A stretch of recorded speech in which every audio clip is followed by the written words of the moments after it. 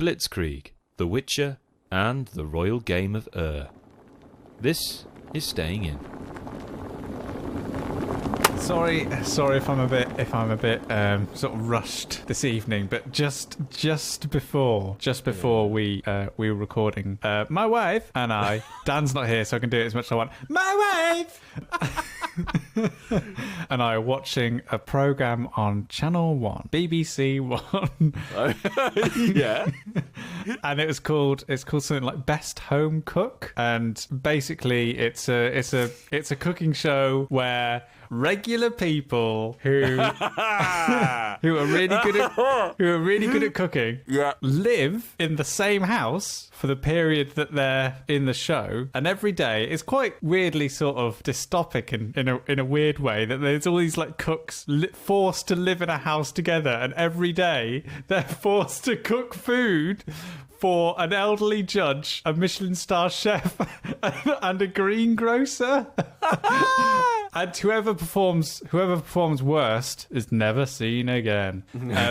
But we were watching it, and the first challenge was to create the ultimate meringue dish. And the idea of the show is that they've got to be home cooks. So essentially what they do has to kind of reflect how they cook at home. And it never really gets that balance right, because I'm sure like Kate, the stay-at-home mum, isn't making like milfoy as like oh, the grandparents are coming around, let's make some milfoy. Just like, but anyway, and they were making these meringue dishes and like meringue pies and meringues topped with like pistachio and figs.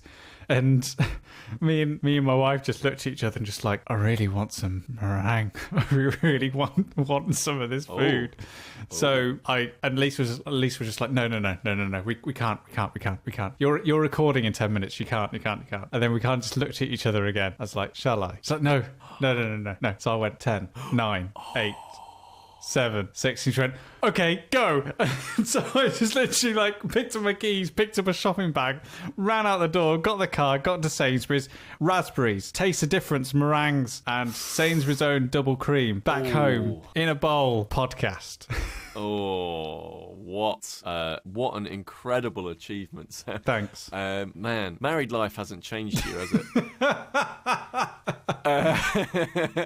No, that to me is an exciting way to deal with the problem of watching those food shows. Because whenever I watch stuff like Chef's Table or what was the other one? There was a food truck one by the guy who's the guy who does the Marvel movies, but he's only in one of them. Jon Favreau. Yeah, that one. He does it. I mean, we've known you so long, Pete, that even when you're being completely factually inaccurate, we can still piece together what you're trying to get towards. He's done like a show about a food truck. Yeah, he also did a film as well prior to that. Yeah, which is a very good film, and I can't remember the name of the film. What was it called? Chef.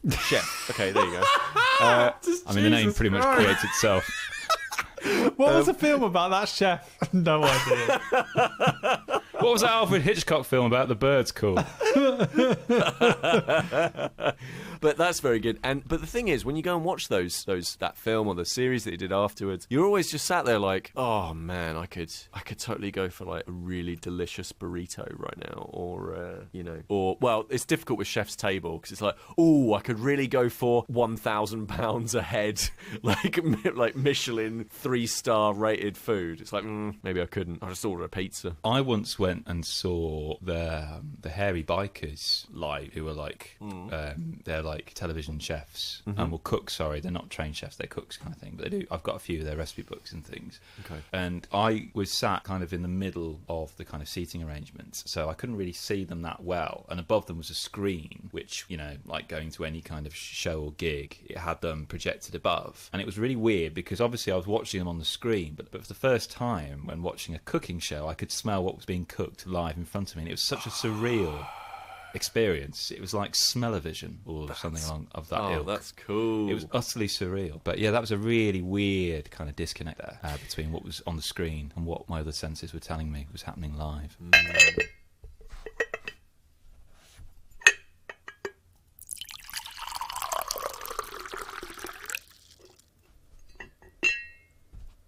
it arrived on my doorstep this morning. I got a lovely gift, which I bought myself, which is probably a little... Is it an early birthday present? No, bugger That's it. very early. It's either early or it's late. Yeah, or a Christmas present. What? Yeah, I just bought myself a game. I finally crumbled and decided that getting The Witcher 3 on the Nintendo Switch was a positive thing. Right, can we just like drill down into the Sam Turner psyche at this point? Why? Because sure. Yeah, because this feels a lot like you and Fallout. Like this feels a lot like so you've already put quite a lot of time into The Witcher 3 already, right? But on PlayStation? I mean, yeah, I could probably tell you the statistics, but I completed it a couple of years ago, and I think that ran to about 115 hours. Right. Well, I mean, you're into 3 digits, which is a significant amount of playing time. So, and he barely scratched the surface. Well, right. You say that, Kris. so you have that version. There's now this Switch version, and that now my understanding is that The Witcher 3 on Switch is called something different, isn't it? It's got like all the DLC and stuff like that. It's just called the Complete Edition, basically. Right. Okay. So it's got all of this DLC stuff. So are you now in a position where you need to? Because I assume there aren't save file transfers and stuff. Are you in a position where you now have to like play all of those missions again to get to that DLC, or can you access the DLC earlier? Well, I think even though they have had some issues, give CD Projekt Red their dues, and they've actually made jumping into those two expansions exceptionally easy. When you start a new game, you decide whether you want to start a new game or you just want to play the expansions as a standalone experience. Right, and you basically jump in. They give you a level 35 version of Geralt, and then you're away. You just enjoy the story. So that was mainly my reason for picking it up. Obviously, there's a part of me that just is idly curious about how Saber Interactive have managed to put The Witcher 3 onto the Nintendo Switch and make it look and run like it does is actually a bit of a staggering achievement. So part of me buying it was out of general, like as a hobbyist of the forum, just like, how did this work? Like, what compromises have they made? Like, just generally interested in the forum. But the other part of me is that these expansion packs are meant to be exceptionally good and about 30 hours each. So wow, you get your money's worth. Yeah, exactly. So my plan is to play. So I've started a new game. So I'm just going to do White Orchard, which is about 4 or 5 hours, just to learn how to play again. Yeah. And then I'll jump into the expansions. But Sam, have you tried it handheld? Because that's my biggest curiosity. Because I saw someone playing it handheld online, and I must admit I was tempted because there's something about playing such an open world game as it is on the move. Have you given it a try in handheld? Yeah. I've given it a try in handheld. I've actually. What's it like? Most of the comparisons say that handheld is just better than really. Oh, that's really because as it upscales to the TV, because the resolution isn't that great, you notice a bit more of things like pop-in and texture and bad textures. Right. So actually, I found that it actually looks better and runs better in handheld than it does when it's docked to the Switch. So I mean, you can borrow it and see what it looks like on the likes. I don't know whether the slightly smaller screen will hamper it, because already the UI is a little bit cramped and a lot going on. You lent me The Witcher 3 once, and I played a little bit of the White Orchard, but it was at that time where I wasn't in the right headspace and I didn't have the time really to commit to an open world game. I generally have this little rule. My New Year's thing every year is I begin January the 1st by starting an open world game. I generally spend 6 months playing it. Yeah. And like at the moment, you, Pete, and I are currently playing Assassin's Creed Odyssey. Yeah. We are. That might curtail ever so slightly, but yeah, who knows? I can play in both, to be honest. I know. There's no one in each hand. One in each hand. Did you know, interjection, that Assassin's Creed Odyssey is available on Switch? Did you know that? No. It's in Japan only, and it uses the same technology that they used to put Final Fantasy, I want to say 13, onto mobile. The whole thing is streamed, and it's only available in Japan. And so if you try and play any other way, it's just not going to work out. But you can play all of Assassin's Creed Odyssey on a Switch. Isn't that interesting? I genuinely don't think there's something about the vistas and the expanse of oh my gosh, Odyssey. That was the hook for me more than any Assassin's Creed game I played. I've only played one before, but the others have not really grabbed me in terms of their landscape as much as this one, and plus, you know, being able to go to digitally in game to the village where my partner grew up in, it's just been great. Yeah. I mean, she's completely unfazed by it, but I mean, I'm loving it. You know, it's fantastic. So yeah, I'm really, really loving my time, and I'm going to be in there till June. I know it. I'm going to spend 6 months in this game. Genuinely, it's got me. I'm actually putting as much time as I possibly can into that game, because I've kind of got to the point with it where I'm really, really enjoying it, but I do also want to play other things, and it's so compelling. One way of being able to experience The Witcher without having to commit 110 hours to it is to do what I did, which is the cheats way.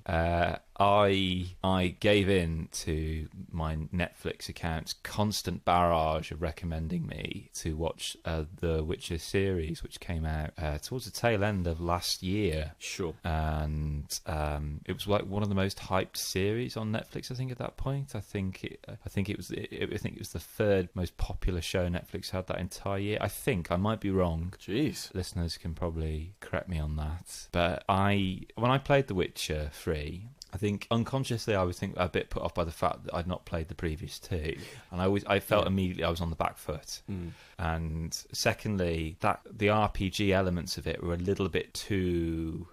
It felt at that time, at least to start off with, a bit too granular for me. Like, I know it sounds really silly because there are people who play that game and think, well, no, this is pretty simple. But you know, shifting between the kind of weapons, trying to gauge what weapon is appropriate, what spell is appropriate for each creature, I felt was a bit of a grind for me. Right. Whereas Assassin's Creed Odyssey, it doesn't matter what I've got in my hand, I've just got the highest numbered particular weapon, and sure. I do different kind of maneuvers with it, but it's just a weapon I've got in my hand that I dispatch enemies with. And also, one of the things that put me off some of the old Assassin's Creed games, and in fact some of the Far Cry games, is the fact that I always felt the world was out to get me, like that I couldn't just wander through it freely. There'd always be someone trying to attack me, and it just really kind of put me off it. So this series, this is really weird for me, because I'm talking about a series having not played a beloved game series that I imagine most of our listeners will have experienced in some capacity. But equally, possibly, I think, Pete, you're in the same boat as me, because we've not really played the games. So I've not played. Have you read the books at all? Because obviously this is based on a beloved book series. Yeah, as I say, like, I've not really played the games. I think I might have put 10 minutes into the original Witcher, like the original one. But certainly not enough to form an opinion about it. And I've read the first book. Wasn't that was the shorts? They were a series of short stories, weren't they? They are The Last Wish and Sword of Destiny. Okay, so I have, because I'll be able to tell with my account, I think it's The Last Wish. Yeah, must be The Last Wish. Well, that's pretty good, because this TV series from Netflix, which I think is 8 episodes long, it's actually primarily based on those first 2 short stories. Right. It's about how the 3 main characters, how they began before they all kind of meet. So you've kind of got a bit of an origin story here, but not an origin per se of the characters individually, more of their kind of later meeting and how that affects them, let's say. Yeah, I mean, so The Last Wish is a collection of short stories that sort of, as you say, the origin is almost like the origin of you getting into the idea of reading more about The Witcher. Like, it's very good at setting out a lot of ideas very quickly. Like, for example, you know, The Witcher may look human, but he isn't. Like, The Witcher may do good, but isn't necessarily inherently good. And also sets up a lot of stuff, a lot of the like more mature themes that the Witcher universe tries to tackle. You know, all sorts of subjects that, you know, if you've seen the TV series or you read the book, you know what I'm talking about. But it's certainly not the kind of subjects that I would normally sort of like gravitate towards. I mean, you guys know. I mean, Sam, you know the kind of stuff that I'm usually into. I like one, unfortunately, happy, 2, clappy, 3, slightly crappy, and it's all about rhyming, isn't he? This year? If it rhymes with happy, you'll read it. Yeah, absolutely. So, but there is a bit of that in this series, though, because I kind of think for you, Pete, this is the kind of Game of Thrones that you would enjoy. Yeah. Do you know? I thought about that the other day. I was watching episode, I want to say maybe 3, and like it really, really upset upset me because it is that one of the episodes deals a lot with a young lady who is from her birth is very much down on her luck and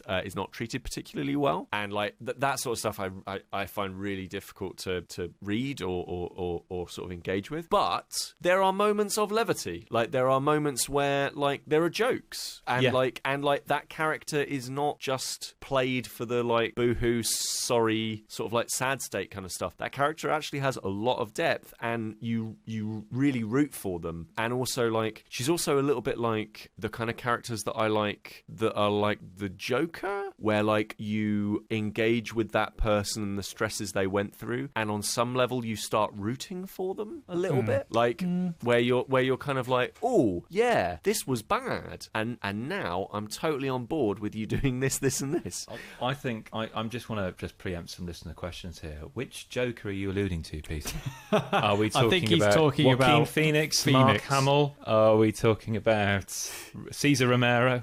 Are we talking about the two that are found in a standard deck of playing cards? You know, Jack Nicholson. So, like, I think we've actually not actually explained what The Witcher is, because we can't just assume that all the listeners are going to know this. This is like a fantasy drama based on a beloved book series. Would you call it low fantasy? I wouldn't know. I leave it to your expertise there, Master Willington. I think it's like low fantasy but magic. But what does that mean? That doesn't mean anything. That's just low fantasy. So there's obviously like high fantasy, which is the opposite of low fantasy. Sam, keep up. Keep up. High fantasy is kind of like Lord of the Rings, not the battles. Like it's the journeys and goblins and elves and. Oh, right, okay. Well, if this settles it, then go on. And this is all I know from the game. Yeah. Is that Witcher is set in a world where at one point it's called the collation of the spheres or something like that. So at one point there was this like crossover event where a very short period of time monsters and horrible things and magic was allowed into our normal Earth world, and then that stopped and sort of left all this stuff behind. So it's not like Lord of the Rings fantasy where all this stuff is just everyone lives with orcs and elves and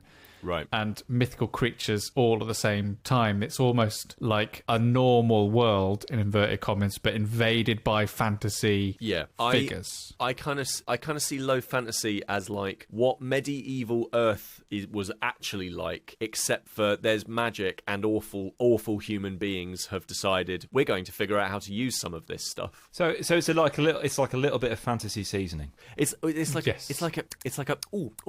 goblins. A little bit of I literally can't think of any. So other the Witchers essentially were these typically abandoned children, orphaned children, or just abandoned, and then they would undergo a certain amount of mutations and training in order to, I guess, be the sort of front line against capturing monsters and that kind of stuff. I think what you're striving towards is they're this world's Ghostbusters. Okay, yeah, but more of a social outcast and pariahs than the nice guys in the... Dude, than the Ghostbusters? Have you seen Ghostbusters 1 and 2? Yeah, but Geralt hardly has the charming effects of Bill Murray, does he? Yeah. What, Geralt? What just popped in there? Yeah. So this series, you follow this monster hunter, the Witcher, Geralt, played by Henry Cavill, who I think this is my favourite role I've ever seen him in. Second is in Mission Impossible Fallout. Mm-hmm. I've realised the more I see Henry Cavill, the more I realise he's not very good playing nice guy roles. He's more developed in these kind of roles when he's got a little bit of edge to him. And I say developed, disclaimer, I've only seen the first 2 episodes of The Witcher, but there's something about his slightly frosty demeanour, and I know in the past some people have described his acting as being wooden. It just works for this kind of Geralt character. I mean, it is almost a bit like Geralt in the video games in terms of just the animation style and things. And basically this whole premise of this narrative is that you've got a series of outcasts that have been, for whatever reason, cast back into something big. And the word destiny keeps getting mentioned, which is a bit of a cliche in fantasy. But as Pete mentioned before, there's an appropriate degree of comedy here where it'll kind of pokes fun not only at itself, but also some of the conventions. So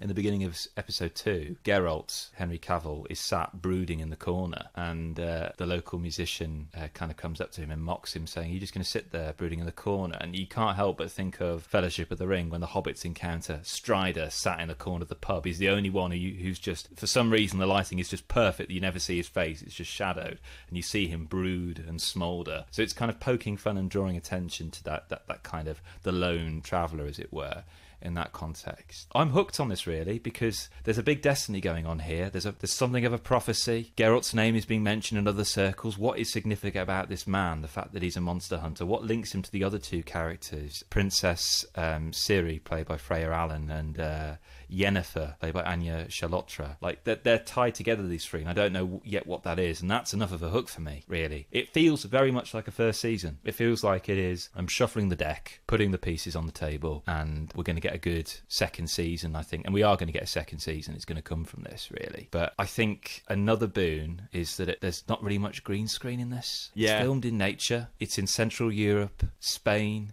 some bits of London. And it feels really, like, real. Rooted. Yeah. There's a kind of verisimilitude to it. There's a kind of a tactility to it. And there's some gorgeous shots and beautiful vistas in there that make it a really striking and robust feeling series. It feels like a world that does exist beyond the screen. Yeah, definitely. And, like, as I say, I've never been one to be into, the doom and gloom TV stuff. I think my era of TV was always, like, I would say like early 80s to like mid 90s. That is like the perfect period of television for me. So what epitomised that for you? Like Cheers and Frasier and like. Okay. So is that comedy. high or low fantasy? Well, some episodes of Frasier are proper low fantasy, but like big TV, big like momentous TV, the water cooler stuff of Seinfeld, right? But like it's comedy. Like there's still really good characters there, and it's still very like this is New York. Like you watch Seinfeld and you're like, this is very obviously New York, and real sense of place, real sense of time, real sense of like character, and very, very funny. And I really bounced off. Like I'm not keen on watching stuff like Game of Thrones and Breaking Bad and that kind of thing. But this one has got me. This one's the one where I'm like, there's enough levity in here to make the dark bits seem all the more dark. Like the extremes, the extremes of depravity and stuff that some of the characters go through or sort of inflict are broken up by moments of just very funny jokes, like very fun characters. And also I would say like, it's got the classic, every TV series has got to kill now at least a couple of animals on screen. There's got to be at least a few moments within the first few episodes where someone gets something through the eye. Like somebody's got to be beheaded. Like it's like, okay, I get it. We're all ticking off the Lannister box. But not all TV series at the moment have the bravery to come up with a song like, Toss a Coin to Your Witcher or whatever the hell it's called. Which I was looking into this actually. Like it's become that popular that players of the game have like created mods where it can actually feature in the game. I think that's genuinely brilliant. Like and the fact that it ties back into the Witcher stuff. So for example, the Witcher TV series came out and Witcher 3 on Steam had its most players ever, right? So most active players ever were after that TV series came out. And I think that interesting? Because it's not purporting to be an adaptation of the video game. It is from the novels. Which right. is really interesting, that cross-pollination. Well, here's the thing I think that's really fascinating about that, and it's something that I think a lot about for my own like work, which is often when even on like podcasts like this, right, where I think we're quite sort of, not to get too navel-gazy, but like I kind of feel like we're not particularly trying to like speak to an ultra hardcore like audience that is like doing top level WoW raids all the time. Like we don't go into things in that sort of level of detail, right? Like we forget a lot of the time that most people don't actually care about video games all that much. Like, and it's the same with board games. Like the number of people who actually play video games and board games is proportionally quite low. And certainly even with video games which are a huge mass market medium now, like really the games that most people play if they port to play video games, like they are your FIFAs, your Call of Duties, your Fortnites, and just to be clear, like there's obviously nothing wrong with that, and like if people enjoy that, that's great. But what they're definitely not doing is they've never heard of BioShock. Like they have never heard of Gone Home. Like they certainly have not played, you know, your JRPGs and your classics. They probably don't really know what Metal Gear is or anything along those lines. And so when you then they will not have played The Witcher. And so when this big TV series comes out, and now suddenly this, rather than, you know, fantasy books, which again quite a small audience, rather than fantasy video game, which is again comparatively quite a small audience, now you have fantasy TV show. And like TV show is huge. It's the same reason that like movies always make so much money, right? Like because the potential audience for that, the barrier to entry is so low that like, because it's literally sit there and watch this and you'll enjoy it, right? I think that tells a lot to the fact that The Witcher has had its highest player count recently because of this TV series. Yeah, and like I think that it's also the case that Game of Thrones has made fantasy television extremely popular, right? And that's then had that, like, it's had that ecosystem impact of, okay, now it's not a video game for a very niche audience. Now it's now this huge audience that has seen the TV shows like, oh, where can I get more of this? Like again, like I'm like I read all my books on Audible, right? Like, and like they are advertising that like really hardcore. Like those books are all being advertised really, really, really intensely. The video game has done the same, and I think it's this thing. It's this reminder that these hobbies that we have of like video games and board games and all these other sorts of and books, you know, reading certain kinds of genres of books and stuff. We think they're massive because there is tons of talk with people that are very like-minded like us, but actually it takes something like a TV series coming along to make something ginormous. So actually, like, is there an argument that could be made, because video game adaptations in themselves, and I know this isn't a video game adaptation, but video game adaptations in themselves don't tend to be successful. And is there an argument to be made that actually one of the best strategies is it's just to pretend that they're not video games you're adapting? Actually, I think that's exactly it. Like, so people who may watch the film not knowing actually what it's adapted from, or even if it's adapted from anything. So right. Well, I assume that it's doing what all good adaptations should do, which is to consume the media with the book or the video game and go, right, what are the themes? What are the tones? You know, right, what are the right. You know, yeah, we can copy the story, but we've got to get the, you know, the feeling right and the sort of, what am I trying to look for? Like, you know, the atmosphere. The atmosphere, yeah, because there's I don't know, you might have already answered this, but the thing that strikes me always about The Witcher 3 was that it was this very sort of high concept fantasy world, but the character of Geralt was so well grounded and was a perfect analogue for the player, and also the stories that he encountered were not always sort of reflective of the genre. So there are some missions in The Witcher 3 where you literally just find someone's missing frying pan, and there's another one where you investigate a magician who predicts the future by reading stinky cheese. And there's and I think what works really well with The Witcher, and Witcher 3, and I don't know whether if this is reflected in the series, but I wonder whether it does because it's been successful, is that all the way through Geralt deals with those things just like the player does, in terms of, do I really have to go and find this bloody there's a lot of, I think that's where some of the humor comes from. So like, exactly. There's like, you know, there's one monster encounter in one of the episodes, and like the response that Geralt has is the response I, as Peter Willington, like, you know, slightly sub-average human being, would have to that exact situation. And because I'm, you know, when you're watching it, you're thinking, oh god, you know, that's how I would think. And then to have Geralt, this, you know, well-built, knows what he's sort of doing guy, to also exclaim that at the same time, you're like, oh, this is brilliant. This is I feel a connection to this character. That became a meme. I know that, but that already became a meme because it was just so funny. It's great.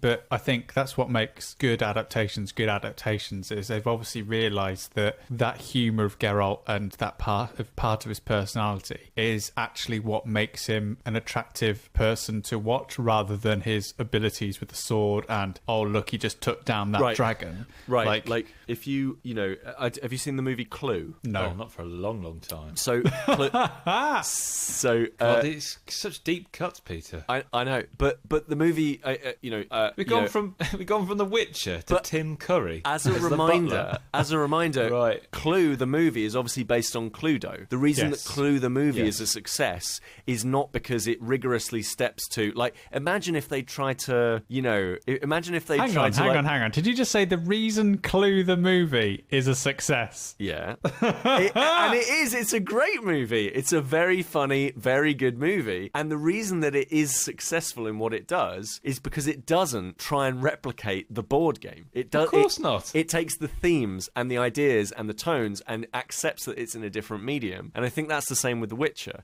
Like, if The Witcher TV series had just absolutely steamrolled and been like, well, we have to tell every story that is in The Witcher. We have to do it really canonically. We have to follow the first 3 games, or follow every single story and encapsulate Monster of the Week kind of stuff like they did with the first book. Like, I don't think it would be doing as well as it currently is. But I think we need to do a shout out then to Lauren Schmidt-Hisrich, who is the showrunner, who I believe had worked on Daredevil and Umbrella Academy, which I really enjoyed as a TV series. Actually, I know I like both of those. On the previous episode of the pod, and she's done a fantastic job from what I can see so far in getting towards those things that Sam was talking about, getting the atmosphere. So yes, as you say, Pete, rather than having Monster of the Week every week, implying that stuff still happens, it just happens between episodes, or in the same way with Doctor Who, you don't see all the adventures. It's just implied that they have adventures. and it's like a small part of the there's an ongoing arc, and maybe every episode they deal with some of that stuff, but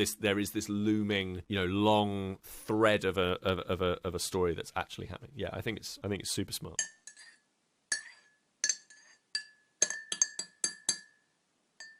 Hey guys. Hey guys. Hey, Sam. It's a brand new year, and all throughout last year we did an amazing thing for charity, and we decided that we were going to start up our own team on the Charity Miles app. And we started in the Staying in Pod team, and we invited people from around the world to come and join us. Yes, we did. To race along with us, with the idea that we're going to try and see how much money we could raise for charity, because using this app, however much you run or walk or cycle, all of it contributes to helping raise money for a particular charity.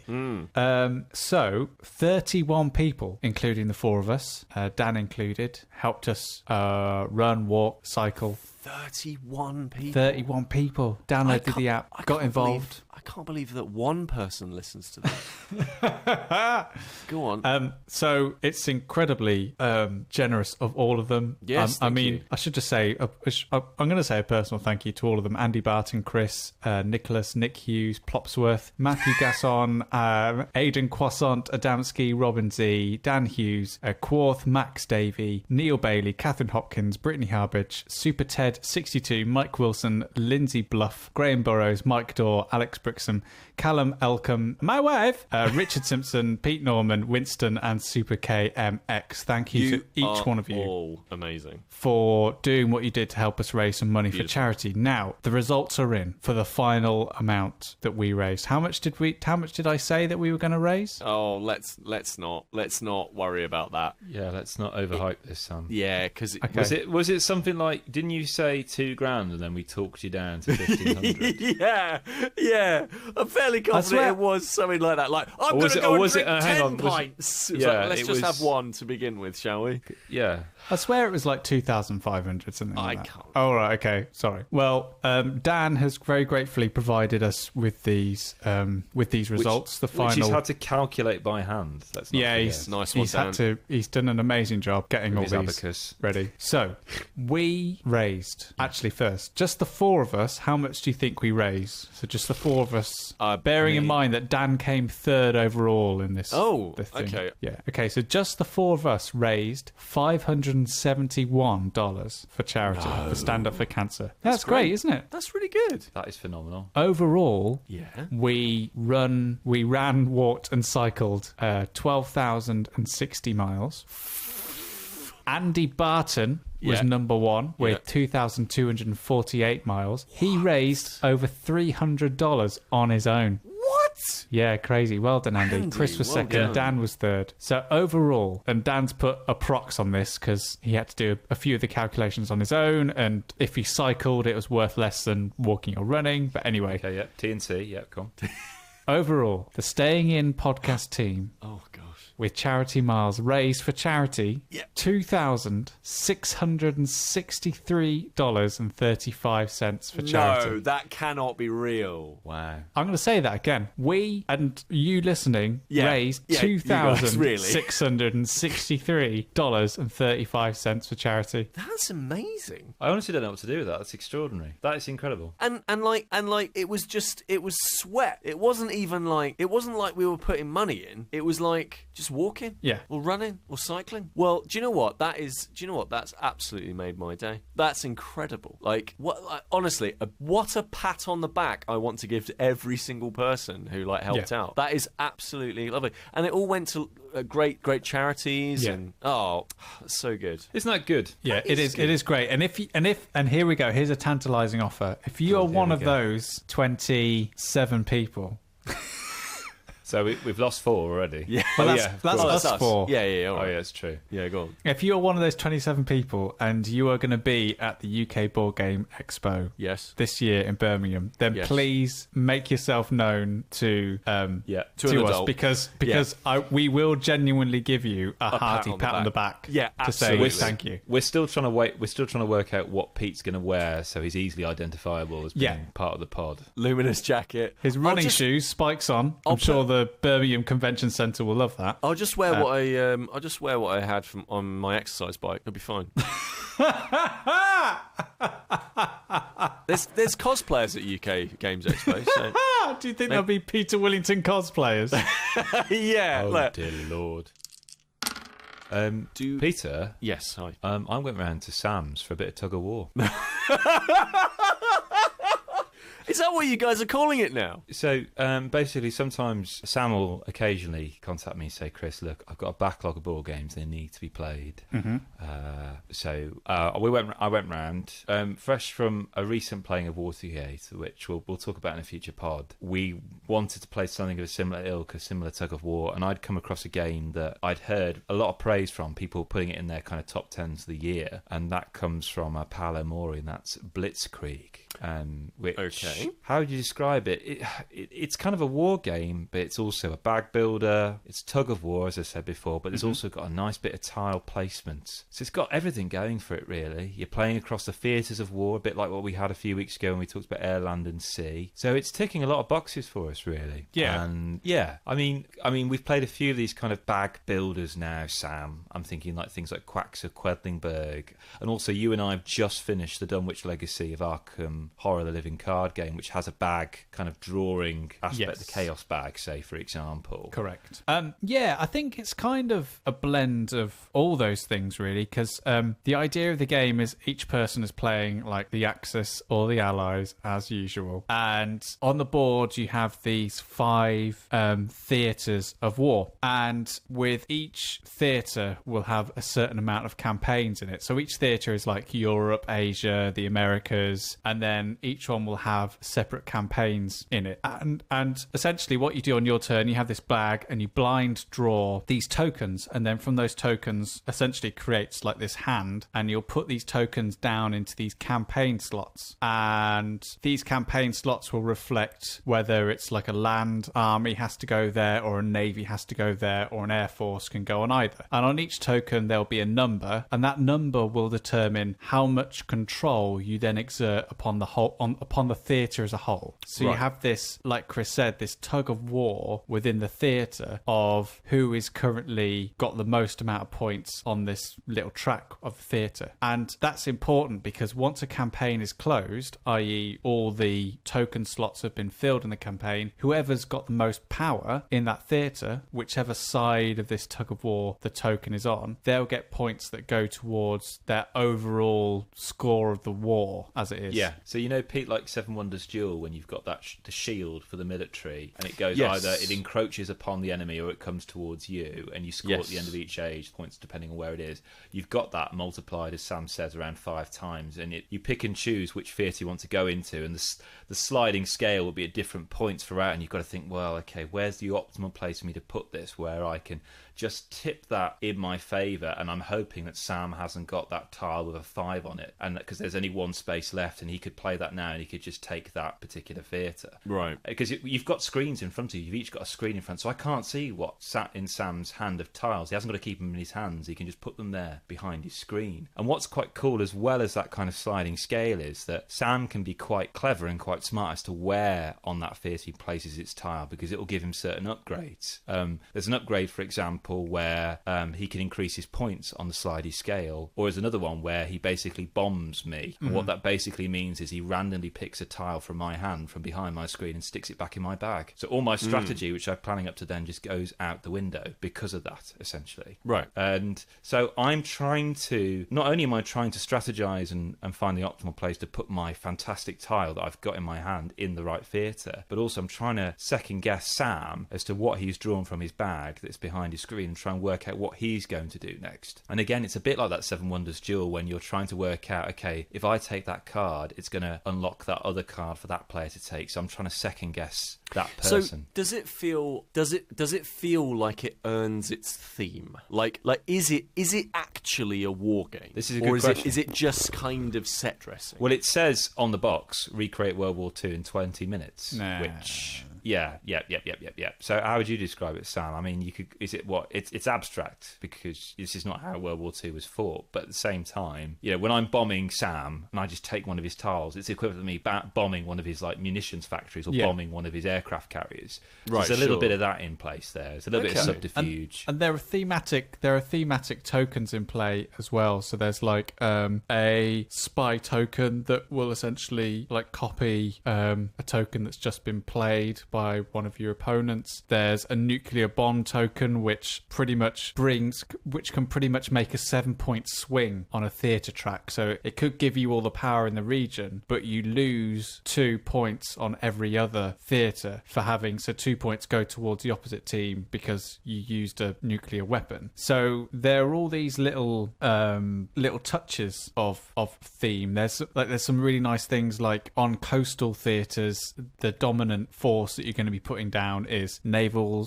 craft and ships, and then as you move more inland, and you're putting down more like tanks and armies. So it's the theme is very, very gentle, but overall the dressing is probably the thing that I have the most problem with, and I think that's just a general boredom with Allies versus Axis and the World War dressing. Like Undaunted Normandy by Osprey Games is getting rave reviews, and it's a game that I really want to pick it up, but the thing that really puts me off is just the dressing. Just like, oh, we're doing war again. And like Kris and I already have Memoir 44, we have V Commandos, and we have Blitzkrieg and Air, Land and Sea. Like, we have all these games that are great games. Like Blitzkrieg is a great game. Like, yeah, sure, it sounds like even my wife, she really likes it. Like, because you sit there and you have these lovely screens in front of you, and it feels like a real it's just a really compelling game where there's all these little quiet struggles going on around, and there's all these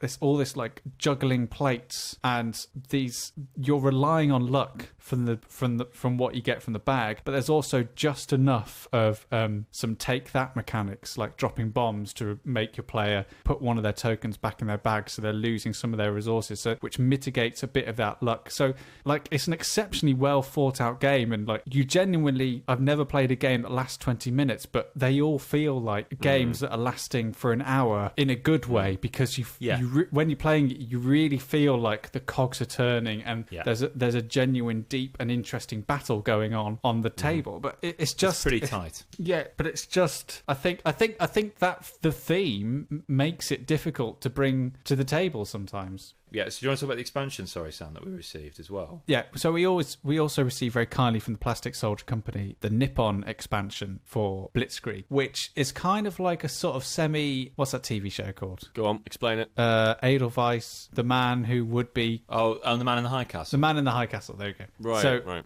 It imagines a world where Japan and the Germans have invaded America and are competing for it. Okay. And Okay. it actually does a really lovely thing with the theatres, because in the normal game of Blitzkrieg, you can sort of attack any theatre at any point, and sort of, if you know you're losing a campaign over there, you can be like, right, I'm switching tactics, let's concentrate on going in this theatre where I can get some quick points, get some bonuses, get some resources, build up my bag a bit before I then go somewhere else that's a bit more high value. Whereas in the Nippon expansion, you can only move on to another theatre once one campaign within the previous theatre has been completed. So it feels a lot more like a general sort of advance during a war, which again thematically makes sense because it's set within America, so there's more of an idea of, you know, an army slowly advancing from one state to another, whereas Blitzkrieg is more of a global overview of It's of like the war. it's like a flow chart. Yeah, it's like a flowchart. But there's also Godzilla in it, which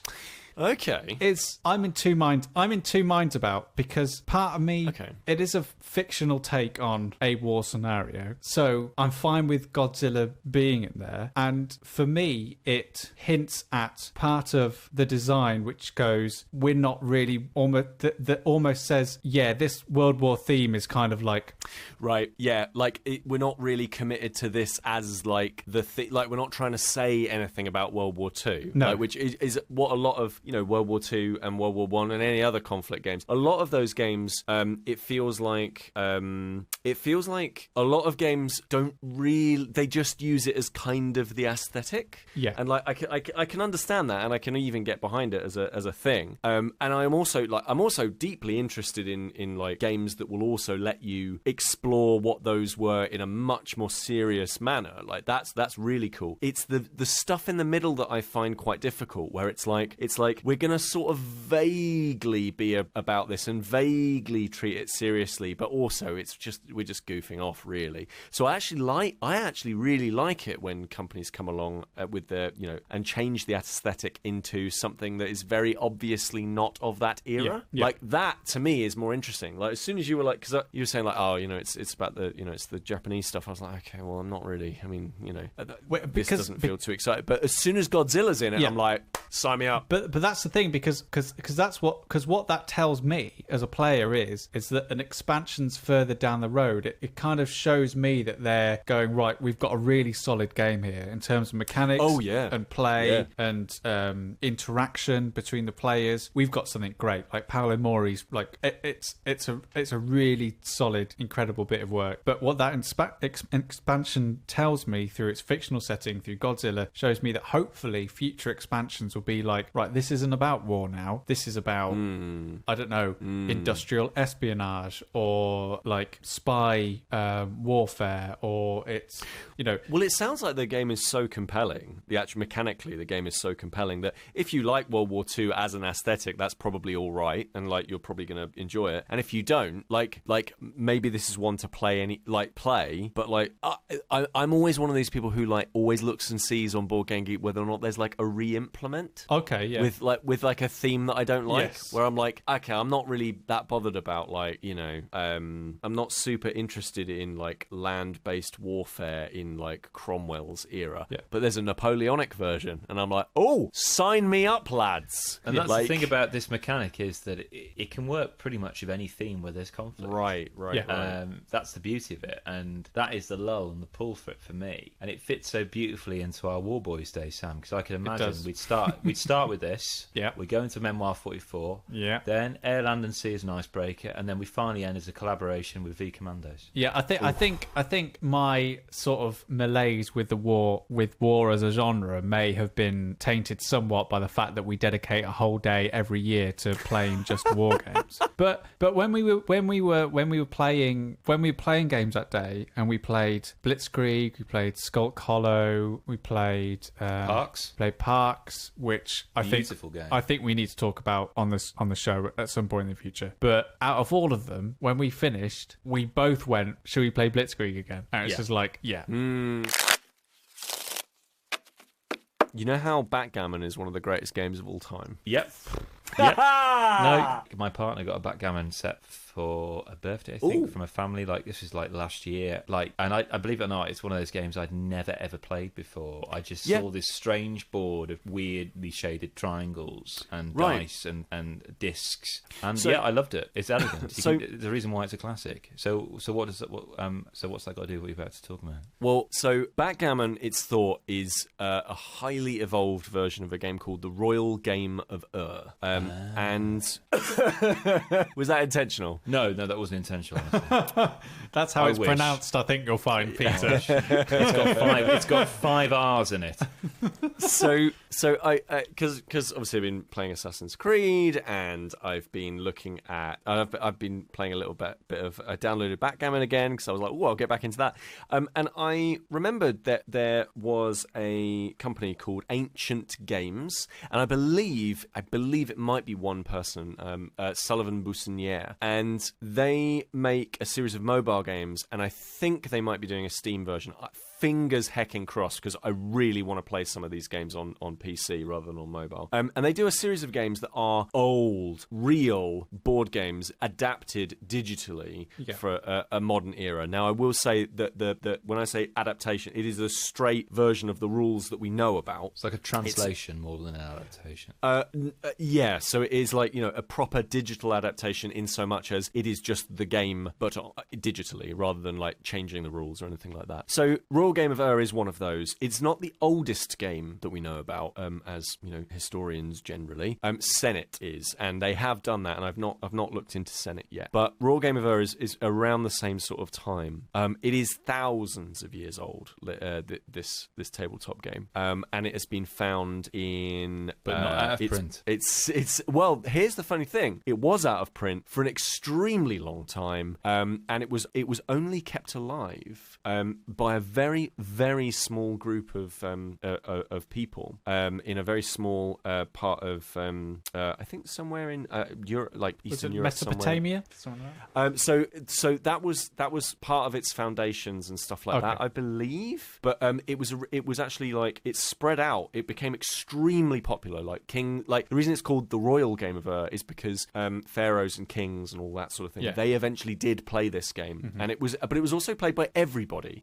And there are sets found in pharaohs' tombs, and there are sets found in I'm sure garbage sites, basically. And so the game itself is a race game, essentially, like backgammon. So you roll the dice. We'll talk about them in a second.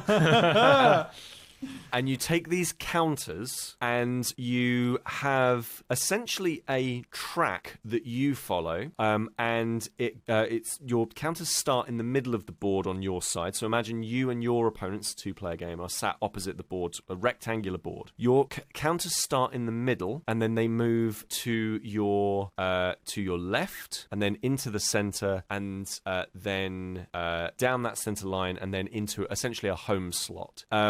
And your opponent also has to move the counters in a similar direction, except for they would be going, I guess, right.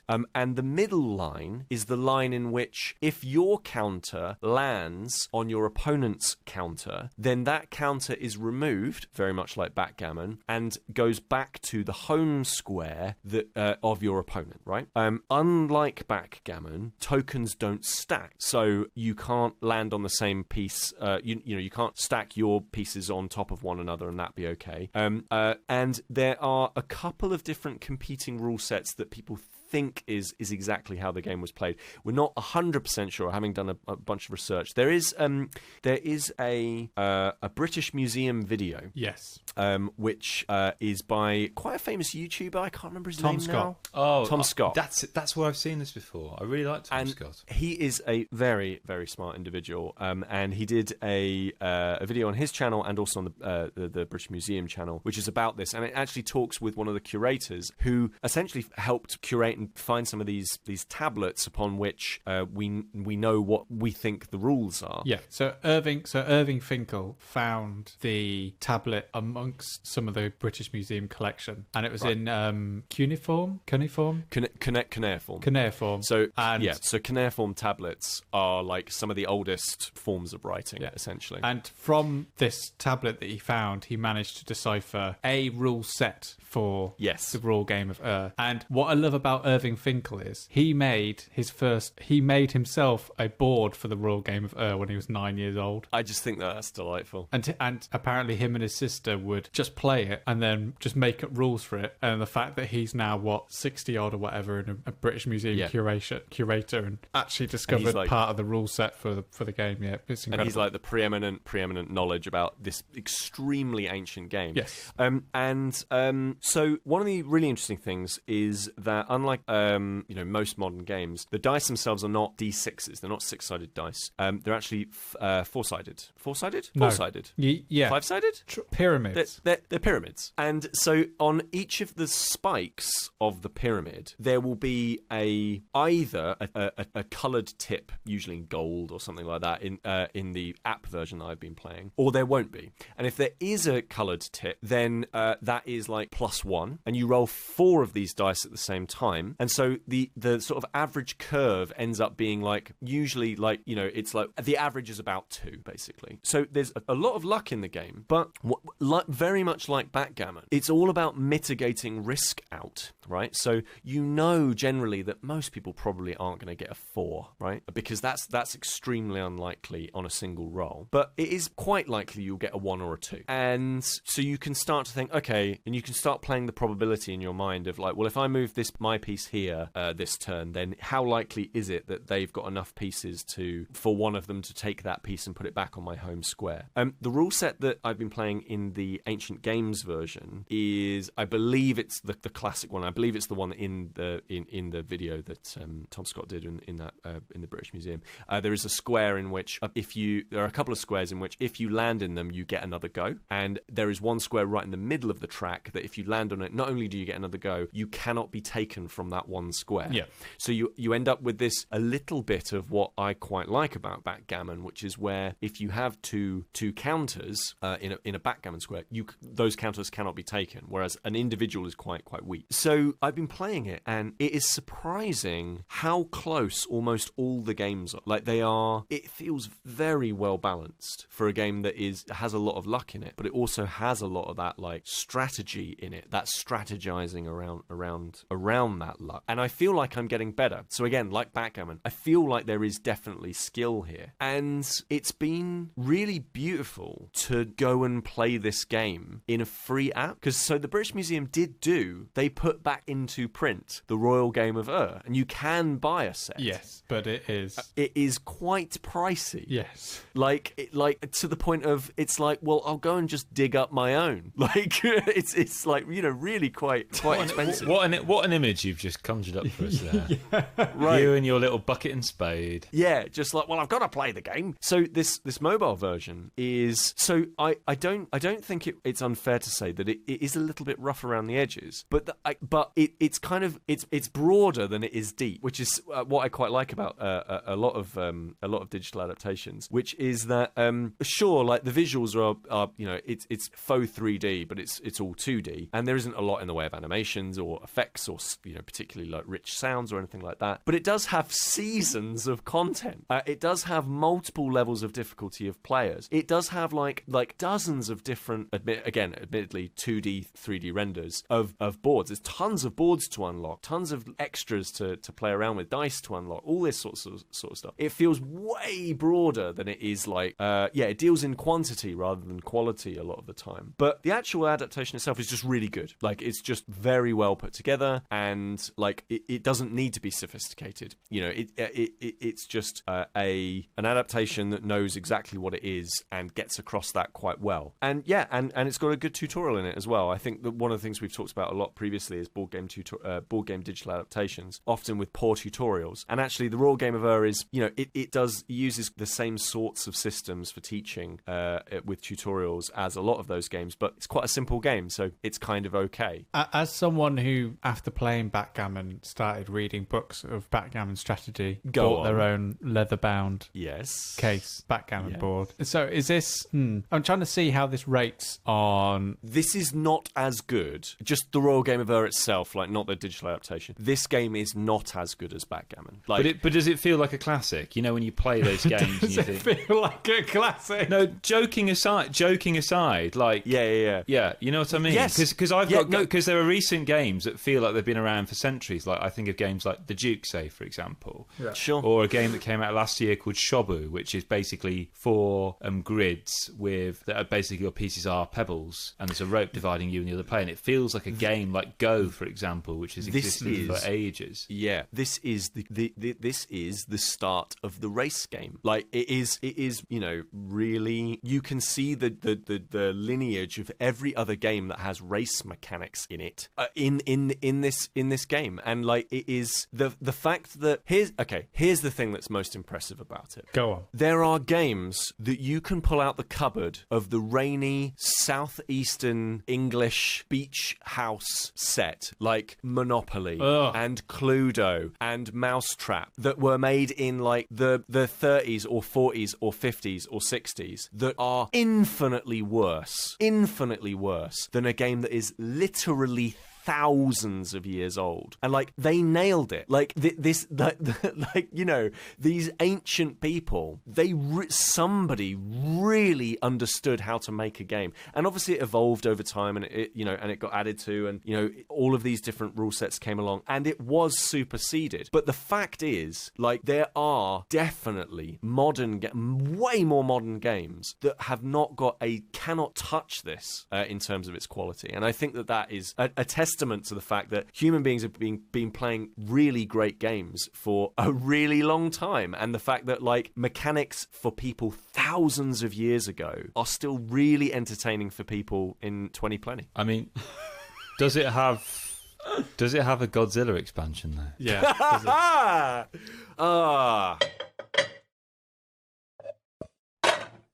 That was Staying In with myself, Kris Darby, Sam Turner, and Peter, toss a coin to your Willington. If you enjoyed this episode, please subscribe to us wherever you get your podcasts. If you'd like to leave a review too, that would be just awesome. If you're keen to dig a little further, why not head over to stayinginpodcast.com. On it, you'll find our page on Board Game Geek, our Steam curation page, and all the different ways you can follow us. @StayingInPod is where you need to find us on Facebook, Twitter, and the Instagram. Many thanks again to all you wonderful people who joined us on our epic Charity Miles journey. It means the world to us, and undoubtedly to all the charities you've supported over this last year. I'm off now to watch the final episode of Season 1 of The Witcher, which, by the way, I'm having an absolute blast with. Bye!